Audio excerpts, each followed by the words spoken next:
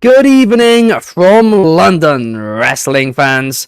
I'm your host, Ben Allison, and you are listening to Wrestling Republic's daily broadcast, your one-stop shop for professional wrestling insight, news, and of course reviews on a daily basis.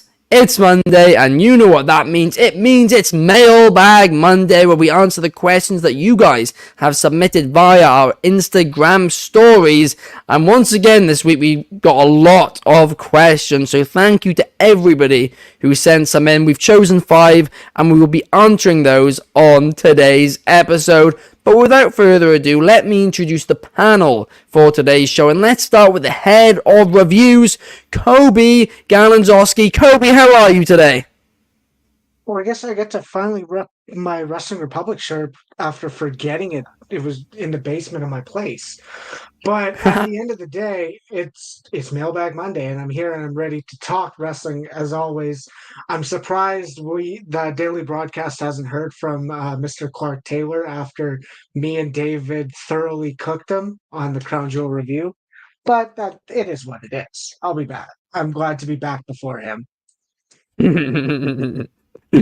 Also joining us, we have the AEW reviewer for Wrestling Republic, David Sheldon. David, how are you today?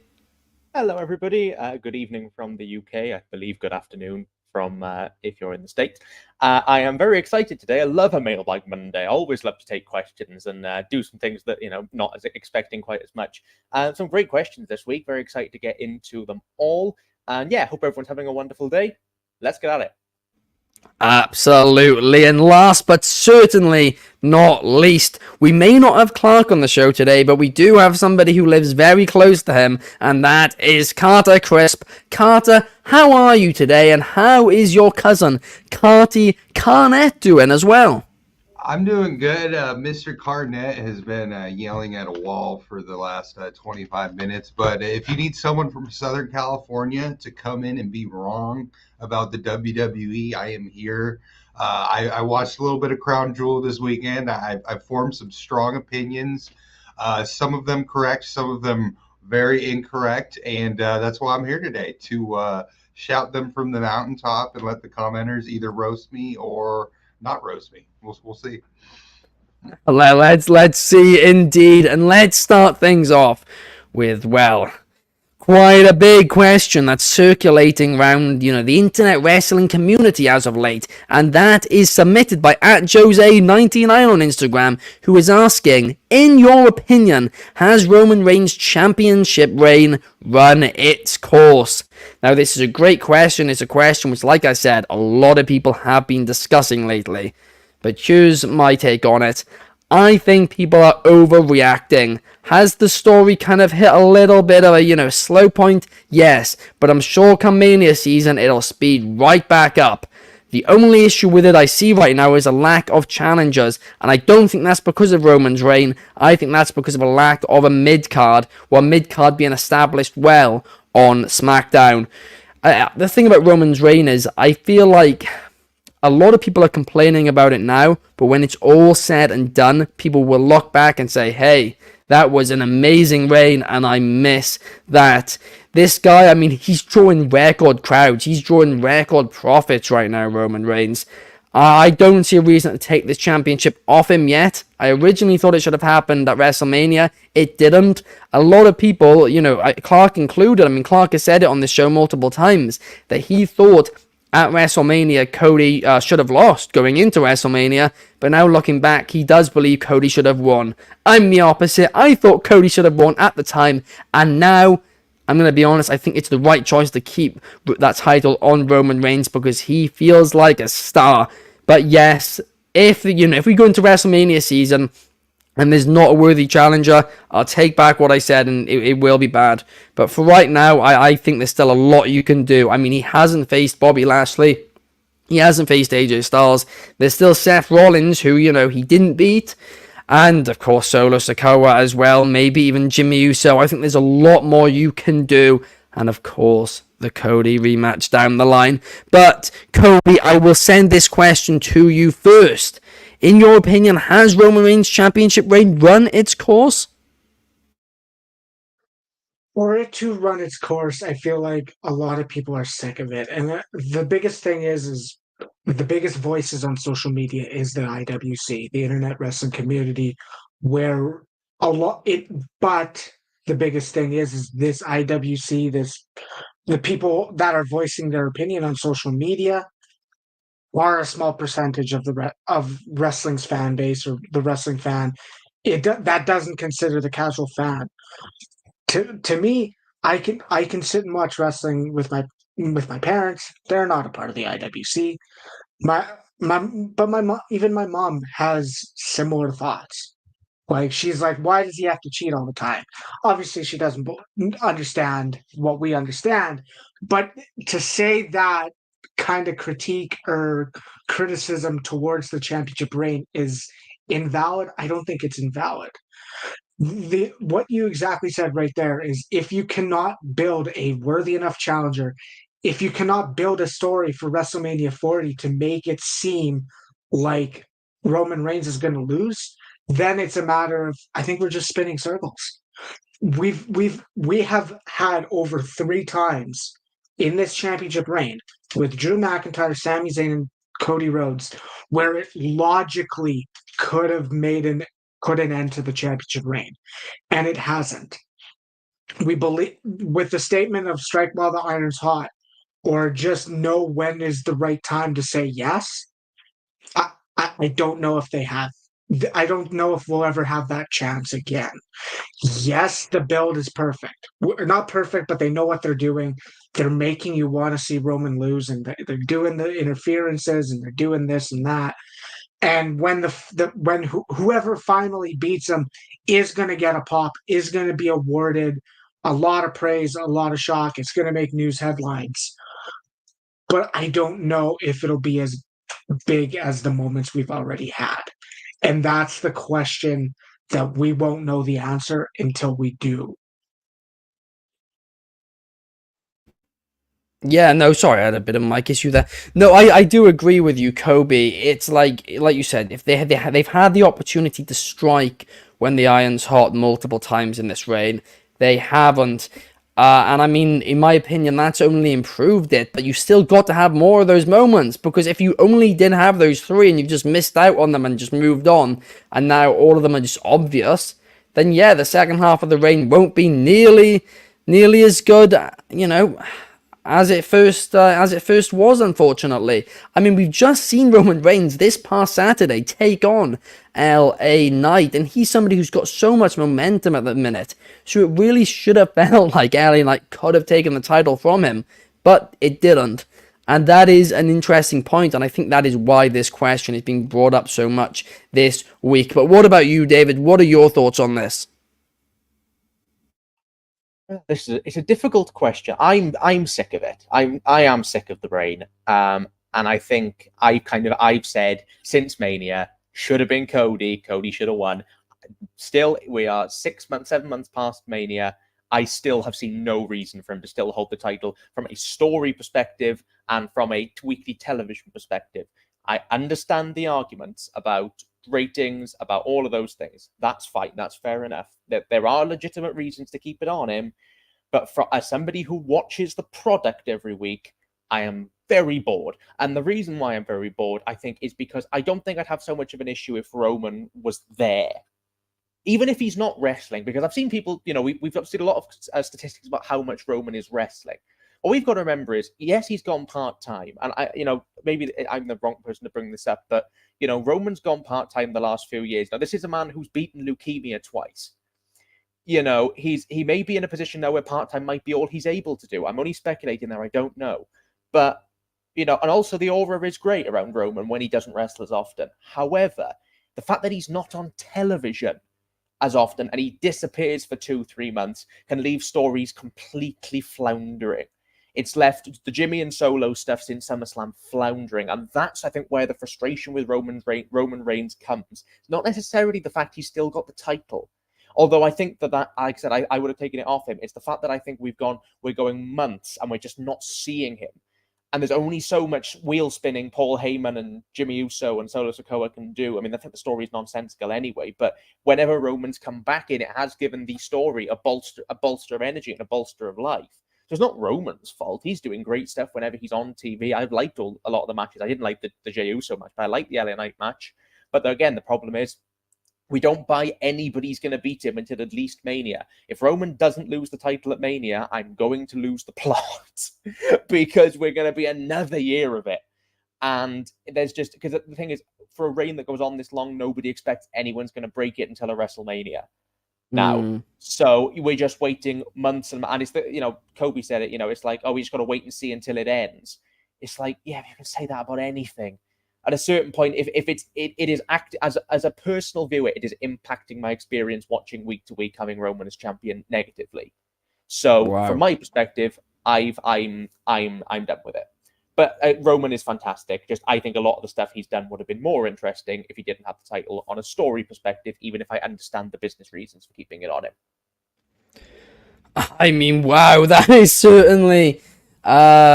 I mean, I think you did say, what you said is actually how a lot of fans are feeling right now. I mean, we got an interesting question from Anthony Manzano, who is asking, with the ratings we've been getting with Roman as champion, do you think Cody can maintain that? Or would, Cody cause the ratings to dip? I mean, short term, no. I mean, long term, a story as good as this Bloodline one only comes along, every few years or so, or I guess decades in some of these cases in WWE's main roster in recent years. Yeah. But I mean, we'll have to wait and see. If Roman's the only person who they can build to get those ratings, then they're failing as a company. No, it's true. It's true. And Hogan, there's only so long they could maintain Hogan at the top before somebody had to come over and take over him. Yeah. And at a certain point, and I think WWE are thriving business-wise right now, and I think they've got other people. I don't think they have to rely on Roman to keep those ratings high. But I do think that by dragging this Cody win, if the plan is to give it to him next year, which I feel like it should be, but even so, whatever's going to happen, we've kind of lost that momentum now with Cody, and that is because we kept the title on Roman. So it's yeah. No, I mean, that's a great point. I've said from the start of this, not from the start, but from quite early on in this championship reign, that I felt like Roman should lose the title, and it's a hot take, but he should lose the title on a B pay-per-view. I don't think it should be a WrestleMania. I don't think it should be a big show. I said it. I mean, I said last year that I thought he should drop it to like Braun Breaker or somebody at Backlash in just a complete and utter shock. Similar to what happened with Okada when he first won the title in New Japan, and everyone was like, hang on, this is the guy's first big match, and he's won the championship. What? I mean, maybe they should be built up a little bit more than that, but I would really like it to just be a complete shock value on a B pay-per-view, because then it makes for at least a short period of time all those smaller pay-per-views feel like anything can happen on them. And that, that in wrestling is what captures my excitement when you don't know what's going to happen. But Carter, what about you? What do you think that Roman's reign needs to come to an end? Well, since Clark isn't here, I'll be the crazy California person to say some wild stuff. I mean, the thing is, they built it up so much. When they're going to finally take it from them, it has to be absolutely spectacular, or it's going to be severely disappointing. I mean, if you've seen me book in the My GM mode in WWE, I book like a crazy person. I had Otis as the champion. I mean, I would not have cut Rick Boogs. I use Rick Boogs heavily. I mean, the thing is, my personal opinion with the Bloodline, with Judgment Day, is, are we taking away these individuals' ability to shine by putting them in a faction? Like, I was thinking of The Rock's daughter, Ava Raine, the other day. Like, she's coming up through NXT, and when she eventually gets the main roster, is she just going to plug into the Bloodline, and then there kind of goes her personality? So my only criticism is, by keeping the title on one person so long, it doesn't allow for, I'll use a Cardi Cornette term, indie-rific, speed, but like Wrestle Dream, that was a fantastic pay-per-view. You could argue some of the matches didn't have enough build-up, but the reality is we saw guys in the ring we wanted to see in the ring together, and it was great.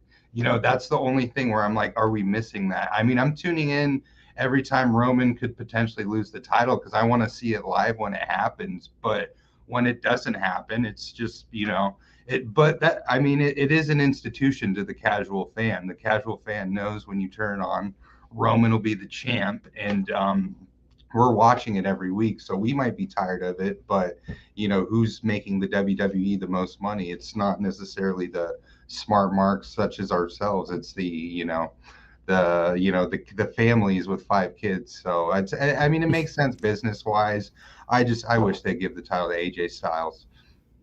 Sorry. I mean, that's slightly off topic, but I love AJ Styles. I won't, and I would love to see Styles versus Roman Reigns actually as well. It's a match which I'm shocked we haven't seen in this reign. Seen for Lashley Reigns. But Bobby Petito in the comments is saying, I'd like to see Roman Reigns lose the title at Elimination Chamber or WrestleMania. I mean, Elimination Chamber would be a real shock. I personally would keep it on him until Mania, purely because when you're so close to a WrestleMania, you might as well keep it on your big draw, because WrestleMania is when the company earns a big amount of their money for the year.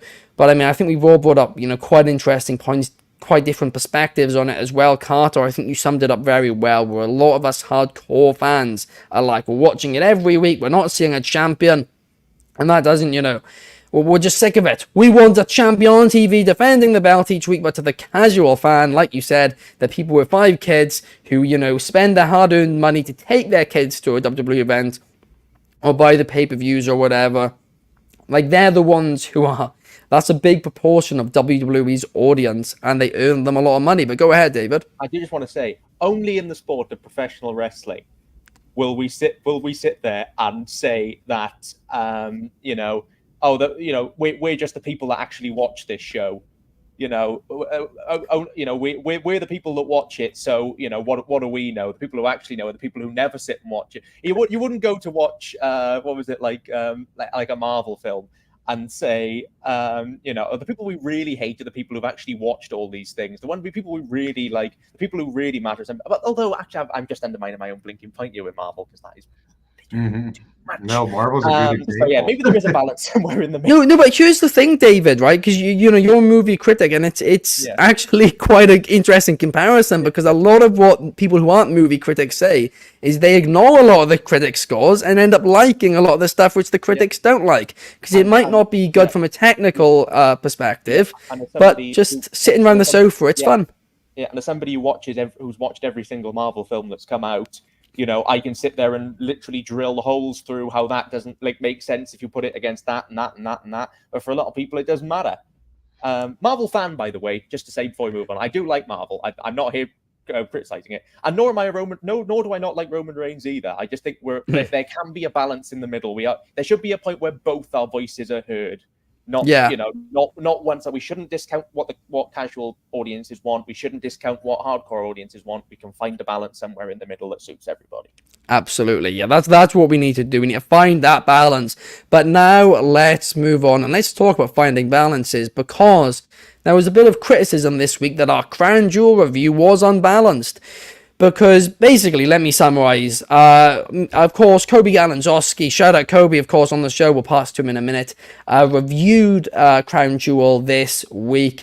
And I mean, a few of the match scores, as always, people, they like to complain. We'll never make everyone happy with our match ratings. But it was the overall score which just shocked a lot of people, and a lot of people weren't happy with it. And that was... I think the reason for that mainly is that if you averaged up all the ratings for all the matches, it came out about 3.6 or something, whereas the score we gave it was 4.25. Now, Coby will explain in a minute in detail, but it's not an average system. We have, a rubric for both matches and then the overall show. And yeah, but this question comes from at Deepak_John_Reggie on Instagram, who is saying, I feel the rating given to Crown Jewel is a bit high. The matches were up to the standard, which I presume means weren't up to that standard.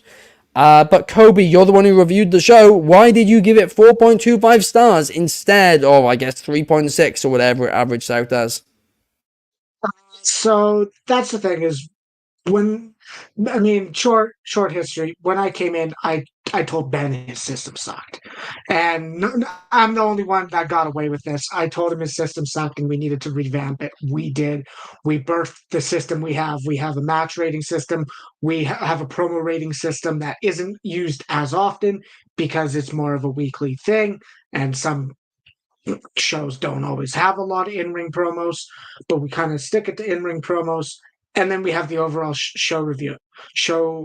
It's called a rubric. So the matches, if I were to explain this, matches only are one category that it has a factor into the overall rating. So the matches did in fact get 0.5 out of 1 stars. So that's kind of an average. That's almost a typical Raw rating, or a Raw that's very good might get set 0.75 for matches. But the 5 categories are matches, show structure, atmosphere, storytelling, and production and theme. And the biggest thing is it's a PLE. So production theme's going to be high. The atmosphere was fairly high because we consider the crowd, and we also consider the work the commentary team puts in. So that's why atmosphere was 1 as well. And storytelling. Every single one of those matches on the show advanced something, whether you want to acknowledge it being a match like Cody Rhodes and Damian Priest logically making sense to be on the show. Yes, that we can have that discussion, but it still advanced a story, and all of the matches on the card either started a new story, started a new dynamic, finished one, or made a big revelation. And so that's where it did well for storytelling through the match. The other thing that didn't get a 1 star was show structure, because we kind of pride of hoping the later matches or the main event is probably the match of the night, or the most important match. And I felt our opening contest set us up for a good way to go, but it kind of limboed under it. The rest of the card was good, it was solid, but it wasn't to the standard or to the level that opening match possibly prepared us for. So the structure wasn't perfect either. Yeah. No, I mean, there we are. I think you explained yourself quite well there, because I mean, listen, wrestling matches are of course a big part of a wrestling show. There's no denying that. But there's more than just wrestling matches that, comes into it. Like you said, show structure, that's important. You can have tons of 5-star matches together, and that show could still, the crowd could be dead because they're so burnt out by the end of it, right? But show structure is important. You need to start on a high, end on a high as well. Storytelling, obviously, the difference between wrestling and, I mean, I don't want to say real wrestling, but whatever, right? UFC is that they can tell stories in professional wrestling. It's a medium to tell stories within. And of course, atmosphere as well is a big part of a show. But now let's move on, and let's move on to AEW, because at Big John Way is asking via our Instagram stories, will Kenny Omega have a match in WWE before he retires? And this is an interesting one. Obviously, the Elite signed new deals with AEW earlier this year, and at that point, there was a lot of speculation from fans. They were saying, are they going to jump to WWE? They've always hinted that at one point, they want to, but they didn't. And I think because they didn't then, they won't. Very simply because by the time their deals, we don't know how long their deals are, but presumably they're 5-year deals. By the time they're over, I think they might be a little too old for WWE to be interested in. But who knows? Maybe a one-off match. Maybe WWE will do it. David, what's your thoughts? I think Kenny Omega, I don't think he'll ever go to WWE. Nor will the Bucks, nor will Hangman, I don't think. I'd like to see them. I'd like to see matches between them and some of the guys currently on the WWE roster. Of course, I would. I just don't see it happening. I know there was discussions. They said themselves there were kind of things when their contracts came up, but I don't see it. I just don't see it. I think, and I don't actually know how well Kenny would whether Kenny would integrate as well into the WWE. I think he works so much better in companies kind of outside of that WWE mold. They do great stuff with him, I'm sure they would. But for me, I think that that as long as AEW are around, pending any major disasters, I think Kenny is going to stay there, and I think he will still be a focal point in front of and behind the scenes for AEW. And you know what? That's absolutely fine. I think that's I think that's where he's probably happiest. But if we do see him in WWE, all the grander. But I think he is an AEW for as long as the company runs, or as long as Omega is wrestling. UAW Mark. No, I'm only joking. No, I do agree with you there, David, honestly. I think that is, the likelihood. After all, he puts the E in AEW, the elite in All Elite Wrestling. We got a comment here from Anthony Manzano saying he sent in a question on Instagram last week. I showed the wrong one there. So Anthony, you need to send it via the Instagram stories each week. I did DM it to you this week, to you on Instagram directly, the story, but we do a story poll each week, the Instagram story, where you can just type in your question via there, and then we basically, a few hours before the show each week, we decide the questions then. But definitely send one in next week via that Instagram story, and we'll definitely answer it for you, Anthony. We got a comment from Numero One Superfly saying Kenny and the Young Bucks won't be able to fit in there. I think they're happy where they are now. Good point there. And Bobby Petito thinks that Hangman Page might go to WWE. That one would certainly be interesting, and also he'd certainly have to change that first name and just become Adam Page or something else, because no way will that happen with WWE sponsors.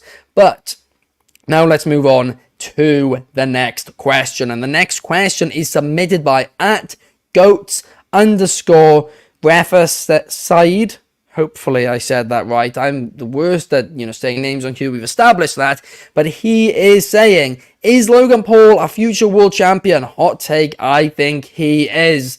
I mean, Logan Paul, I said it on the show a couple of days ago. If you asked us 12, 18, 24, 36 months ago, we would not have said that he'd be a champion in WWE, and right now, he's the United States champion. This guy's got a love for WWE. He went away for a few months to do a bit of boxing against Dylan Dennis, and as soon as that fight was over, he was like, I miss WWE. That is my one true love. So hey, if Logan Paul sticks around, and he maybe increases his schedule slightly, maybe it's not out of the question. What do you think about this one, Carter? Oh man. Well, I did say, Ben, I gave you the option to not give this one to me. So I will. This is my opinion. This is not the Republic's opinion. I think I'm the only one here who is not a fan of Logan Paul. I mean, I get that he brings more fans. You put a belt on him and you get all his fans, but I suppose the question, do you want those Logan Paul fans? I mean, do you want all those young little streamer kids who are into all that stuff? I mean, as me and Clark are boxing people, do you think all those young kids in boxing has made boxing more respectable as a sport, or significantly less? I go with the latter. Yeah, you can give them the belt. Yeah, you're gonna get more fans. You're gonna get more viewers. But I suppose it at what cost? I'm a big fan of PWG, and to get into PWG, you have to wait in a long line. It's really hard to get tickets. If you watch PWG live shows, it's awesome because all the fans are well-educated wrestling fans. You can give Logan the belt, but then you're going to have to deal with his fans. And I suppose the question, do you want this guy representing your company? Because I have a list of reasons why you wouldn't. He disrespected the nation of Japan. He scammed his own fans. Look into the complaints his neighbors have against him in LA. He's a horrible neighbor. Post Malone had to move because he doxed his address. The Paul brothers are just out and out bad people. So you can give them the belt, but it's going to devalue the belt, and it's going to turn wrestling into a joke, and it's going to make AEW look a little more serious. So go ahead and do it. Sorry, that was a little strong there. That was a great rant. That was very well delivered. I mean, in fairness to Logan, a lot of those things were, a few years ago. I'll come to his defense on that. Obviously, the the what was it called, the crypto zoo thing. That was not too long ago. But I mean, to go to your original point, Carter, I think, it's a good one, where boxing fans were not happy when, a lot of those streamer kids, as you put them, were watching some of the fights lately, including Logan Paul, Dylan Dennis. But at the end of the day, the sport's gonna die if those kids don't start watching it. I mean, you've got to sell it to the next generation. We can't just be keeping it, to us hardcore fans, or, to the people who are, slightly older, more traditional fans of whatever it is. You've got to change your business with the times. Because, I mean, all these, WWE's not, you brought up PWG. PWG can survive doing that because it's a smaller company. WWE is a global mega house, and they need these young viewers. They need these streamer kids talking about them. They need those social media views, because that's a big part of their business. We got a comment from Numo on Superfly saying, Logan Paul being a future champion, of course. Do I want him as a champion right now? No way. And Bailey says, once Logan Paul has a little more experience, I see no problem with him as a world champion. Just to weigh in on the last discussion we just had about kind of the boxing stuff. I agree to an extent that I do think that having these big name celebrity people do things is all fine and dandy, but kind of the thing I kind of put back is, if you gave him 6 months to train, would you put Mr. Beast on an American football field so that it's to stop the sport from dying? No, but it's different in regards to they do like celebrity football games, sure, where they put celebrities against each other. Yeah, but they're not.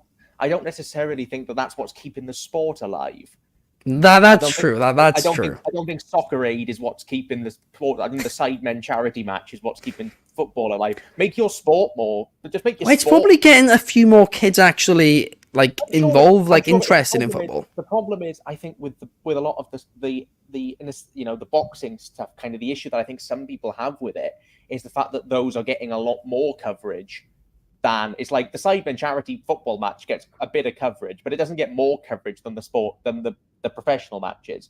Whereas with a lot of boxing goes under and a lot of what people see of boxing is whatever the disaster was. I didn't watch it. I saved my money with Logan Paul and Dylan Dennis. But do you think that says more about the sport than the actual, celebrity fight that's going on? Do you think that says, more about, hang on a second, this sport's in danger? Yeah. But that's not like the sport. It doesn't have to be. If you like with anything, if you market things well enough, people, if you tell people that the boxing stars you should pay attention to are Floyd Mayweather, who's been retired for 10 years, and Logan Paul, who doesn't actually box, then people will grow most of the actual sport as quite boring. Yeah. Because that's a good point. Boxing relates its entire model on dream matches. Ironically, I found that some can happen in wrestling as well. And the difference is wrestling's not real. So you can smoke and mirrors. So we can, mirrors will cover you for anything on wrestling. But in an actual, No, I mean, that's a great point. But now let's move on and let's talk. Actually, we got a comment quickly from Matt Williams to end this discussion, and Matt Williams very much has a strong take on this. If boxing wasn't dead already, and Ngannou outboxing Fury in his first ever boxing match, 10 times dead. I mean, that is a wild take. I mean, to be fair to Ngannou as well, and I said this going into everybody, but nobody listened to me. I said Ngannou was going to do basically what he did. I didn't think it was going to be quite as good, but Ngannou trained for years in boxing and then moved to MMA, right? And in MMA, he was still doing boxing training every single day. It was not like he was, somebody who just picked up boxing gloves for the first time or something like that, or even Dylan Dennis, who came from purely wrestling. And Ngannou, first of all, was a boxer who then, when he got involved then in sports, he went to MMA because that's where the money was.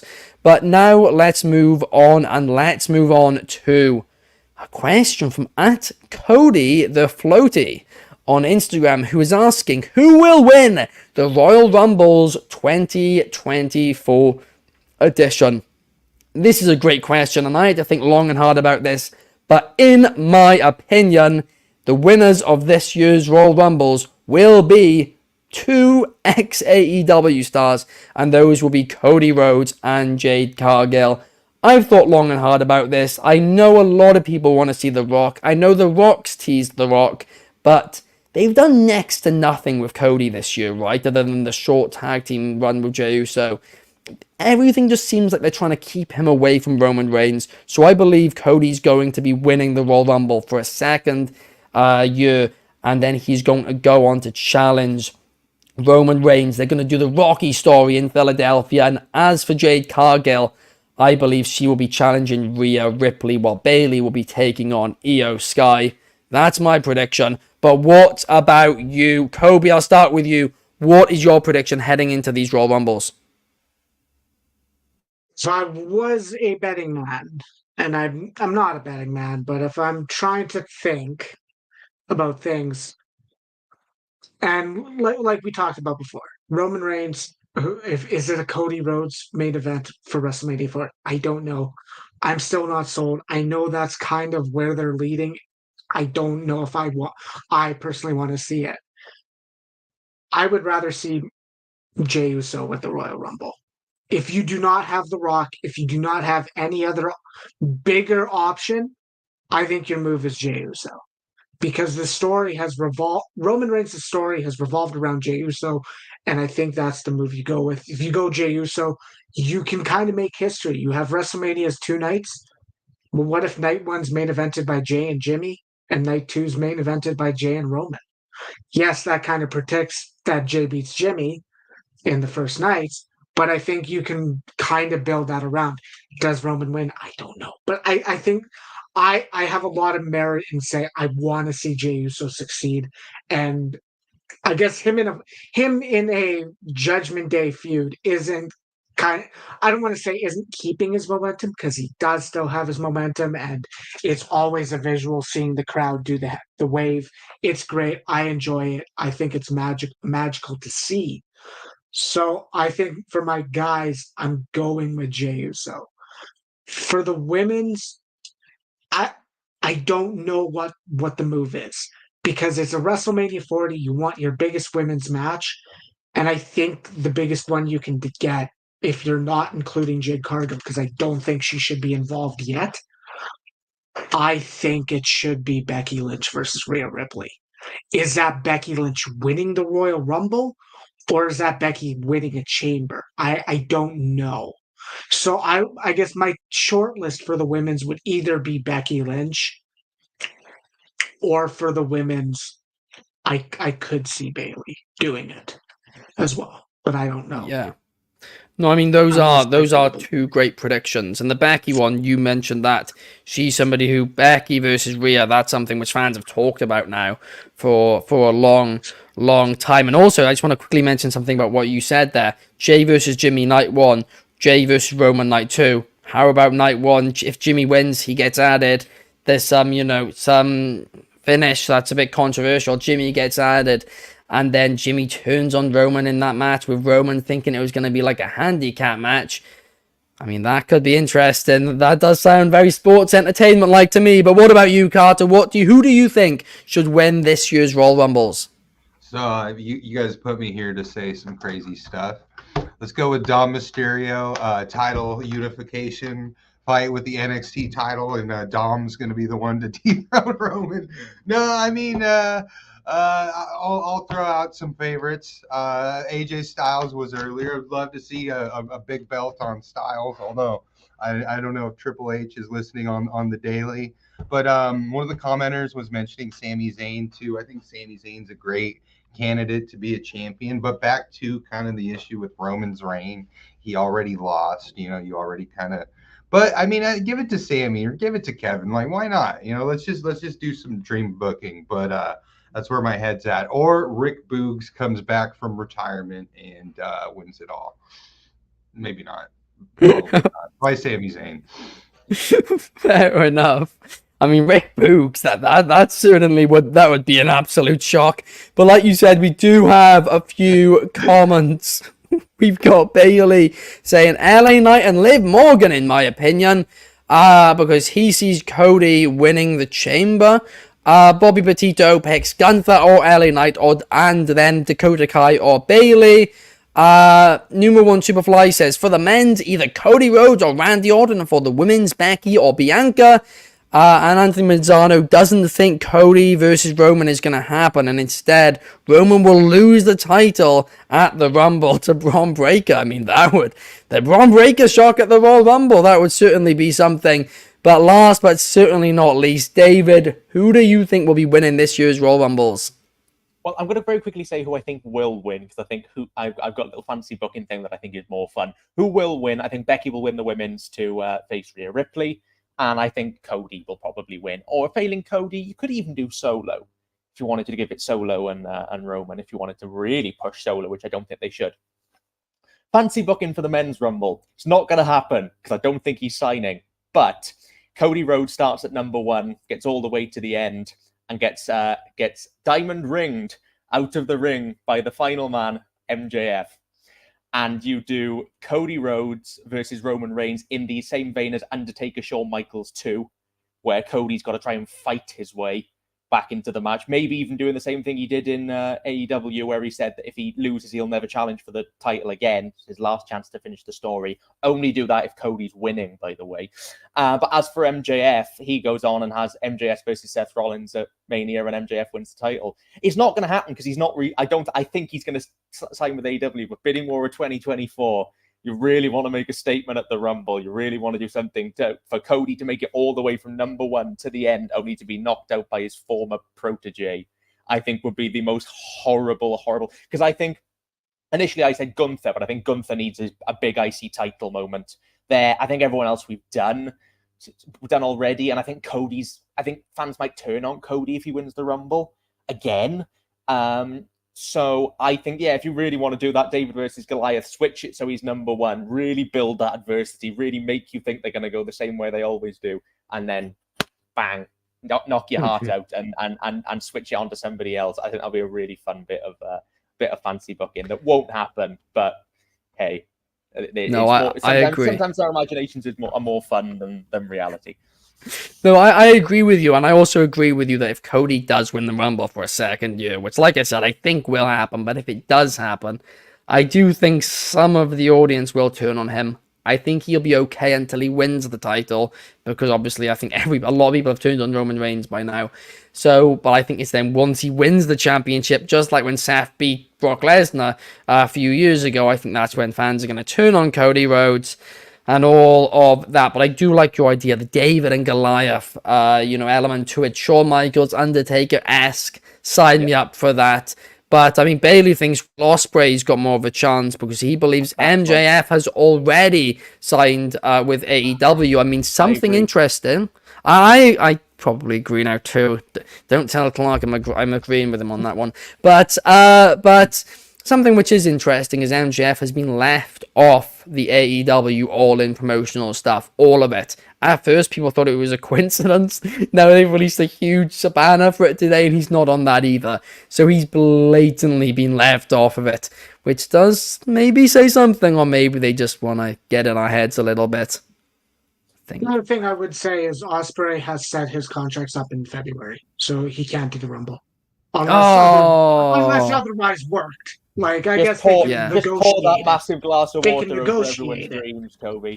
Just slowly douse them. I mean, I will say... Someone has to crush the dreams.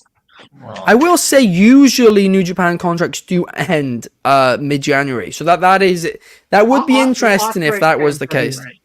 But either way, Ospreay is saying February. No, I know he's saying that. Yeah. But I'm saying maybe, like you said, maybe he's trying to work us. If Ospreay does come to WWE, I think Ospreay and Gunther at Mania. That would be a five-star classic, undoubtedly, on that one. But thank you guys so much for joining us here today. It's been a great show. Thank you for sending in your questions via Instagram, and we will be back tomorrow to review Monday Night Raw. Thank you to, let me try and get the angle right today, Coby, Carter, and David for joining me here today. If you're on Spotify, please leave it cheeky 5 stars. If you're on YouTube, please like and smash Superman punch.